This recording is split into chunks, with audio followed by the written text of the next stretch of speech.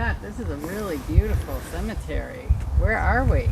Oh, we're just an hour outside of New York City, and we're at Kensico Cemetery in Valhalla. You've never been here, have you? No, I haven't. Oh my God, I came here 20, 30 years ago when I first started the Tombstone Tourist, and I had to return because some of my photographs were I was using that little teeny cardboard box to photograph, and they're just horrible pictures, so I thought I'd come back here. I knew where they were, and I've written about them in my books, but I figured I'd come back here to add it to the website.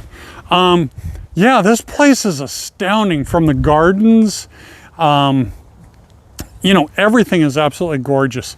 And it's got, who's here?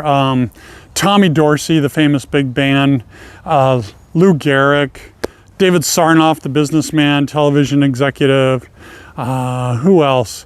Anne Bancroft, the famous actress, Soupy Sales. We'll have to do a separate video on him. So we even have Rachmaninoff, famous classical composer. He's actually right there, that little area over there. But that's not who we're here to see today. We're gonna go see Gordon Scott. Now follow me, Karen. And in addition to Rachmaninoff over there, we have this giant monument right behind this tree.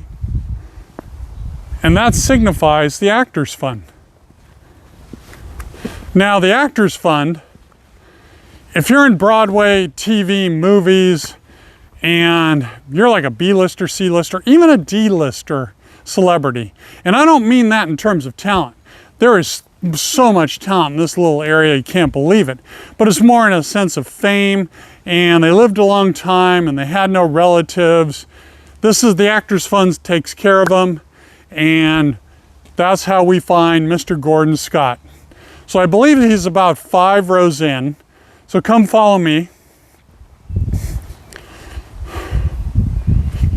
He's around plot 424. Here he is, right here.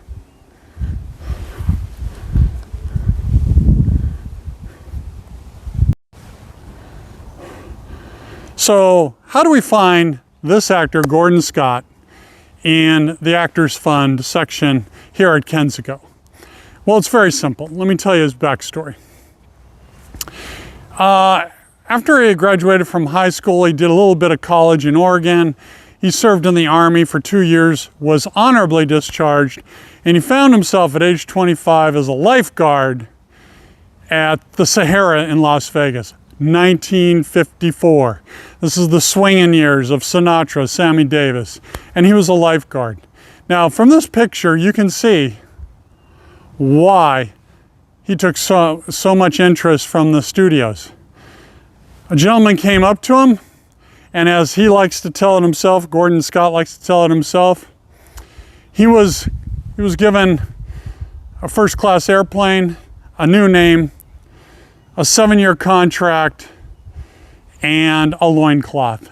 And why did he get a loincloth? Because he became Tarzan in 6 of the Tarzan movies from about 1955 to about 67. Or actually, about 5 years, 55 to 60. And so you're probably going, Scott, wait. Gordon Scott wasn't Tarzan. Johnny Weissmuller was Tarzan.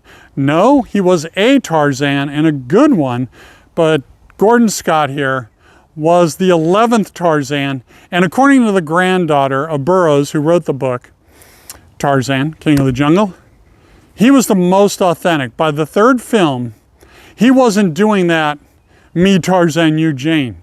If you actually read the book, and none of us had, let's just put up our hands, none of us have read it, but I do know that Tarzan in the original book was educated and spoke perfect English. And he also didn't yodel. That was another problem the granddaughter of the famed author wrote. Everybody yodeled except Gordon Scott, and they loved him. The whole family loved him as being Tarzan. Well, after being Tarzan, and you have to remember, he had no acting lessons. He didn't go to Lee Strasberg method acting with Al Pacino or anybody like that. You know, he was just plucked out of the pool, and he was on a plane, and he was in front of the cameras. And after the sixth Tarzan movie, he goes, I don't want to be typecast. So he ended up living in Italy for a period of time, and he did 19 what they called Sandal and Swords movie. Now, you know what I'm talking about. If you've ever watched Mystery Science 3000, what do? They rip on those old Italian movies where they're in swords and sandals, and it's all Greek mythology or Roman mythology, and that's what it is. And those are the kind of movies he did. He did about 15 of those, and then he moved on to spaghetti westerns, did 2 or 3 of those, and then they did some sort of European spy. And by 1967, he was retired, and this is when it gets interesting.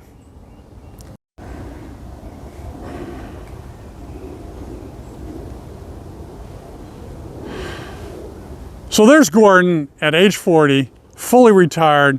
He's got, I don't know, 25, 26 films under his belt, and he retired.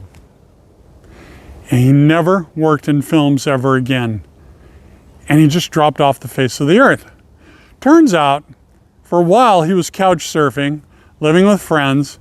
He was estranged from his family. He was married twice, had a number of children. This is not a joke that we know of, because look how good looking he is again here. The ladies loved him, and probably a few men too. But you know, they hinted at that the ladies loved him and he loved them back. I've seen no evidence of alcohol, drugs, or any issues like that, not even really health problems. He was basically the reverse Sunset Boulevard. Instead of the woman, he was a man, and he liked to watch old movies, including his own, and he lived on his tiny residuals. And fortunately, later in life, Comic-Con and things like that came into play, and he was making good money, regular money, for autographs. Had a lot of fans, and he did that up until his early 70s. Had some heart issues, but one day a fan found him. His wife is an actress, and they both knew who he was, and he had no place to live. And they said, well, why don't you come to Baltimore with us, where we have a row house, and you can live there.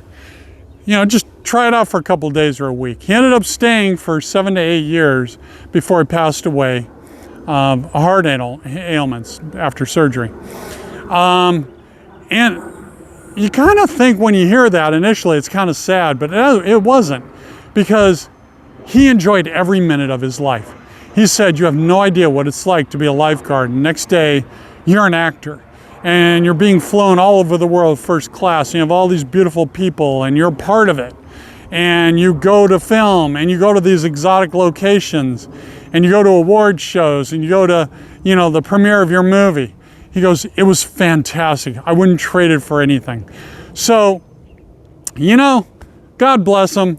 I hope you, Gordon, you had a great life here, and I hope you really enjoyed it. But this is Gordon Scott. He's buried with a whole lot of other talented people. And if you want to find more about the story, including interviews with the family that took him in, come to my website, thetombstonetourist.com. And we have pictures, interviews, and I will have some swords and sandal and Tarzan previews for you. Thank you very much. I got to get to New York City. I'm going to take Karen, who's doing this fine video, on her birthday to Manhattan. Have a great day.